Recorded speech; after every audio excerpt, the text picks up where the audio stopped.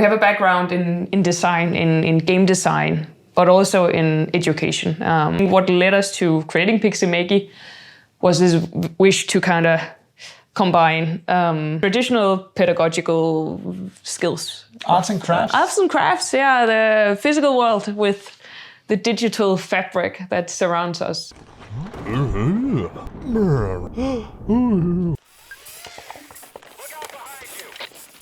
I'm sure you all have seen, or many of you have seen, Do Schools Kill Creativity? My contention is that creativity now is as important in education as literacy, and we should treat it with the same status. Thank you. He quotes Picasso and says that all children are born artists, but the problem is to remain an artist as we grow up. And of course, the point of his TED Talk is that we educate children out of creativity. In 1968, the British government ordered a great piece of work, a report called the Plowden Report. Children who are being left behind in the educational system should be given a chance to catch up. In the extension of it, we brought arts and crafts and scissors and chalk and all the different types of arts and craft materials into the classroom. Schools brought everyday objects into the classroom, creating a revolution in the education of young children. I think it's quite thought-provoking that all these pre-digital learning theories from the 60s and 70s are coming back to solve the problems that the digital technologies create. It is a paradigm shift from focusing on knowing the curriculum to focusing on a skill set, to think creatively, to collaborate with different people, combining different disciplines. Education has very little to do with explanation. It has to do with engagement, with falling in love with the material. He did a lot of experimentation with technologies in the early 80s and all throughout the 80s. He brought traditional computers into classrooms. What number? About 55. Speed limit. Oh, wow. To see the computer and to see digital practice as a sort of material that you can manipulate. What we really have to think about is what produces involvement, engagement, what grabs the individual. Well done. So if we take a look at those 21st century skills, we have 12 core skills that are broken into kind of 3 categories. So that would be learning skills, they're called the 4 C's, which is critical thinking, creativity, collaboration, and communication. So, skills that prerequisite to learning as such, skills that are foundational in also acquiring traditional literacies in the future. Then you would have like literacy skills that are on top of the traditional literacies as numeracy and traditional literacy. That would be information literacies and media literacy, technology literacies, which is not only how to use an iPad. Most people and maybe also animals can use a smart device. It's thought of as a literacy that is also how to use technology for creative purposes and get underneath the hood. And then you would have like life skills. There's flexibility, leadership, initiative, productivity, and social skills. And a bit like the first 4, they are not exclusive to working with digital media or anything like that. It's life skills, it's foundational skills.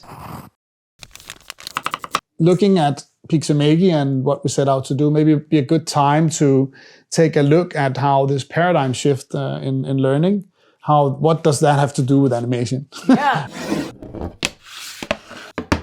Our kit is basically a briefcase full of the essentials for making an animated film. So in this briefcase, you have a start guide that explains you how to get started with stop motion animation.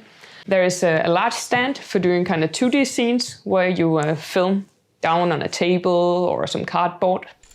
There's a smaller stand where you can film towards a scene in a more 3-dimensional manner.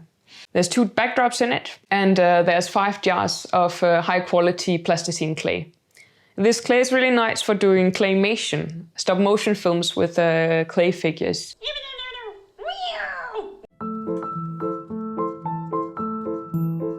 So what about collaboration?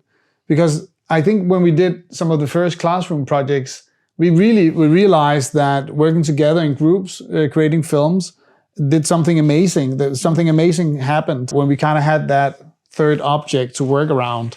I think when you work creatively, where you use technologies as well as these traditional media, naturally you need different roles in a group setting. You need someone who likes building stuff with the clay. You need someone to draw some backgrounds. You need someone to come up with a story. And just seeing these kids in overlapping roles working together on a product, something magical happens. And even the students who normally don't shine and actually contribute to a unique creative production.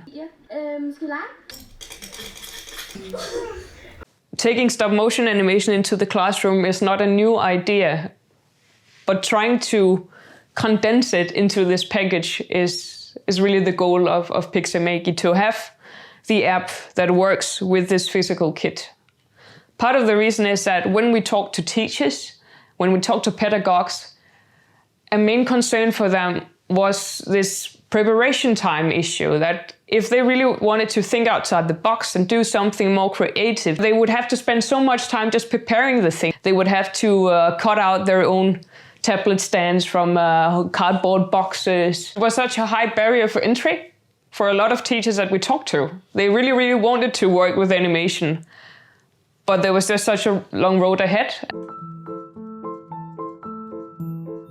Having listened to all these teachers and having experienced how to work with it in educational practices, we are currently building an education community. So we're developing curricula and extracurricular contents for the Pixelmagi that you can bundle when you purchase it.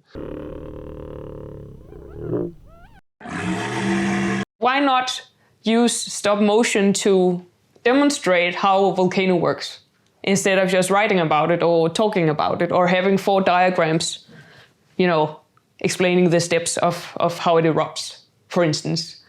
Just so used to more static media when we explain stuff. But so much science, so many studies show us that these experiences that come alive with animations, with sounds, they just appeal to us in another way. You remember it well. Kids learn by experiencing and forming and manipulating objects of the world around them. So having them create something in a new medium is a really good idea.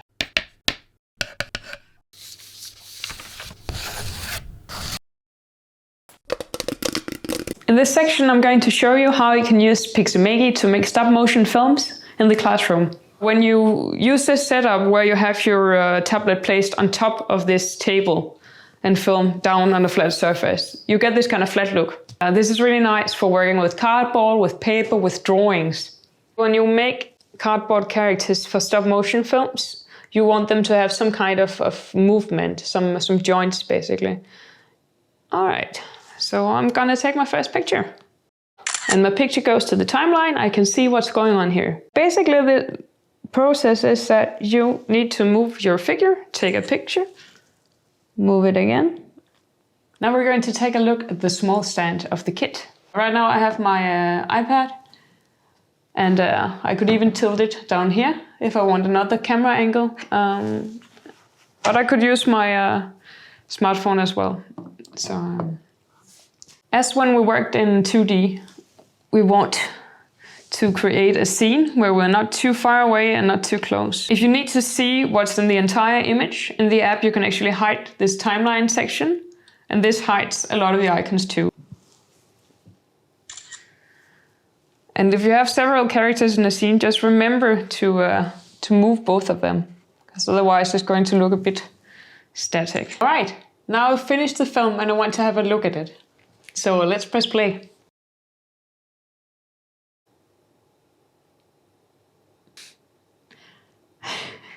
All right, now where the film looks nice, I want to add some sound to it. So now I'm going to press this microphone icon, and this moves on to the next phase. So as you notice, now the surroundings and menus are blue, and there's a microphone on the red button. To record sound, you just tap this and hold it down. But first it counts down, so let's just see what it looks like. Boom, boom, boom, boom, boom. Oh, hey.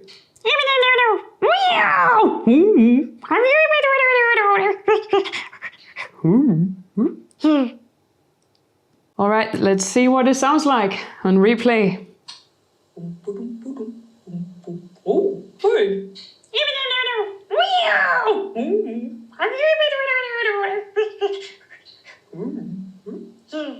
When you are happy with the soundtrack that you've recorded and you don't want to edit anymore, you move on to the next stage. In this part of the process, you can name your film, you can play it again. If you want to show your films to someone else, you might want to export them. So here, I can press the orange button and export my film to the gallery. And now I can find it in my movies on my iPad or in my gallery on my Android device. And from here on, you can share your film easily. So you can work with colleagues, classmates, anything you want. Just have fun with it.